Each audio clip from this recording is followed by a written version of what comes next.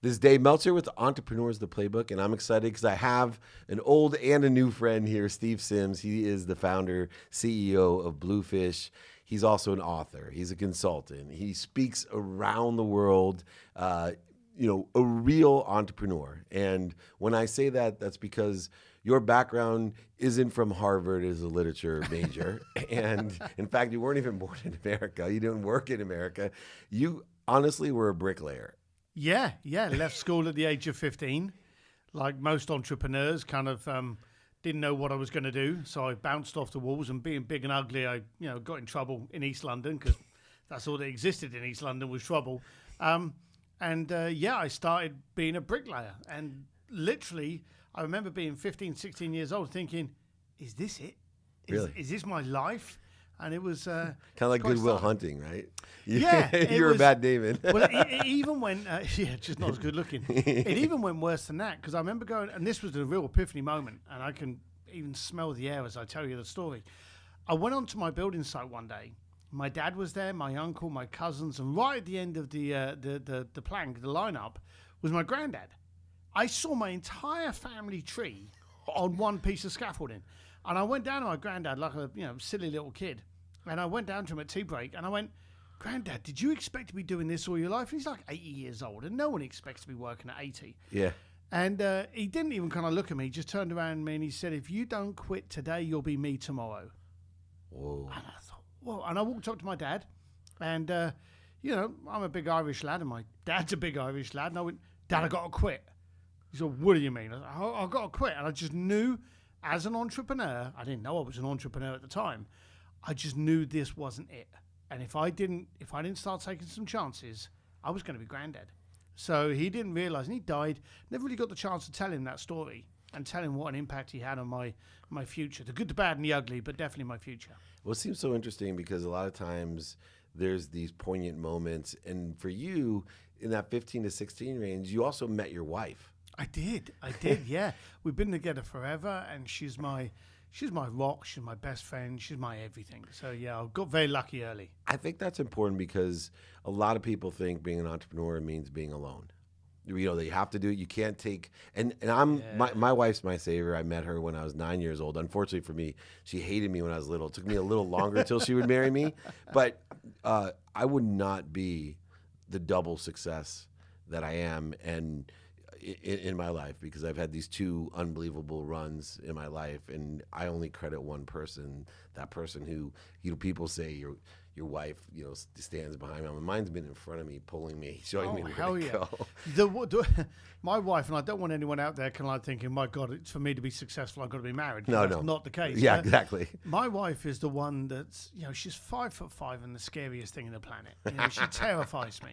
But she's the one that sits there and drinks her coffee and turns around and says, you're really doing that? And it's just those little words you start going, why? Why shouldn't I? And she'll be like, just saying. And then you start thinking, her so wisdom she's the one is beyond you. She's the one that challenges you. Because like all entrepreneurs, if you turn around to an entrepreneur and go, oh, you can't do that, they're going to put double speed in doing it. Of course, just like an athlete. Yeah, and that's usually double speed in running off the cliff and getting it wrong. She's the one there that actually understands how to control, how to talk you down, how to manipulate, for want of a better word, to do the best. Yes, they're very powerful. So you're sitting there now saying, I quit. What do you do? Right? You have no education, you're young, and you're a bricklayer. So, how do you end up being a stockbroker? Yeah, that didn't last long. I was on the train in London because, I tried doing loads of different things.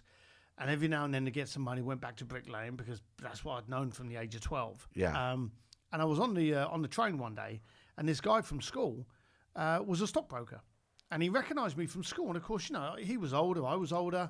We're still in our late teens, but I didn't recognise him. But he recognised me, and apparently I had stopped him getting a thumping at school. So he came over and was like, "Oh, what are you doing?" And then he told me that they were taking these stockbrokers over to Hong Kong. And you should come in and try and get an internship for the London division. So I went in there and I thought, I want it. And this was the age of Gecko and Ferraris and cell phones on suitcases. And, there was me getting wet every day on a building site. I wanted that life, So I went in, applied for the job, which meant sitting in a room full of about 200 other applicants because they were doing this mass employment thing. The next conference room, they were talking to all of the brokers that they were transferring to Hong Kong that was going to make space for this new wave of stockbroker. I'd already realised that I didn't even know how to add up 2 and 2 without help. So I knew I wasn't going to get the job. So I sat in the other room and just listened to how these guys were going to be in Wan Chai and they were going to be doing this and all the terminology I didn't understand. And this was back in the 90s, so in the early 90s. I walked up to the girl at the back of the room and I said, look, I'm not getting all my mail. Do you have my address, right? And she said, let me check. What's your name? Steve Sims. Of course, she's looking through this flip chart. I don't even exist. I'm not even in the system. So she's like, oh, I'm so sorry. So she writes it down. I gave her my address. I actually got the package to go to Hong Kong. I was actually recruited with the existing senior stockbrokers. So I turned up on the Saturday with them, got drunk, partied on the Sunday night. Monday did orientation. I was fired on the Tuesday. They realised I had squeaked through somehow. And now I'm in a foreign country, no friends. I thought no future. But I had broken the chain. I had got away from I couldn't be a bricklayer in Hong Kong. I couldn't. Yeah. So I'd broke the mold. I'd gone through the glass seat. It was shattered. So I knew that if I failed, everyone would be like, well, what do you expect? You were a bricklayer from London. What were you trying to... You knew you couldn't do that. I had that to fall on, okay? But if I was successful, that was all me. And that was the challenge I was willing to take.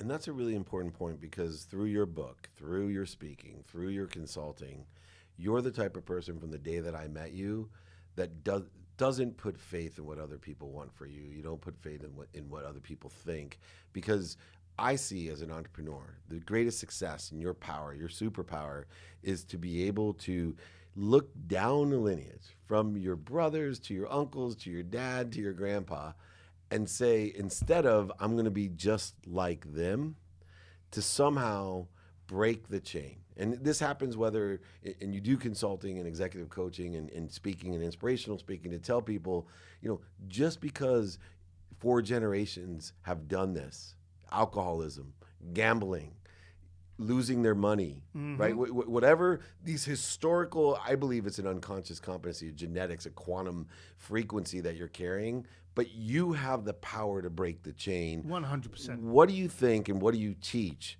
gives you the best chance or perspective to break the chain? What do you tell people to motivate them to break that chain? Do you know, it's funny because I've tried analyzing how I actually do it. And I suppose it's one of those things that once you know the secret sauce, you may ruin the recipe. One thing I think I'm responsible for is giving people permission. Because when they see a uneducated bricklayer, and it's funny, you joked about Harvard, and it was a fact, but I've lectured at Harvard twice. Right, I knew that. So being in Harvard and sitting in front of people that are leaving Harvard with $500,000 worth of debt, and I'm actually being paid to lecture to them, I do find funny. I think what I've done is I've granted people permission to do something different. I've granted people permission to do the, well, what if? Not, well, just because. There's a lot of people say, well, I did that just because it's always been done. Well, because the family, there's that because moment. And I'm there to go, hey, you don't need to be that. Tomorrow's your destiny. Tomorrow's your future. Today's where you make it happen. Let's try doing something different. And I always wanted to do something different because it's like the elastic band theory. If you do something different, you never go back.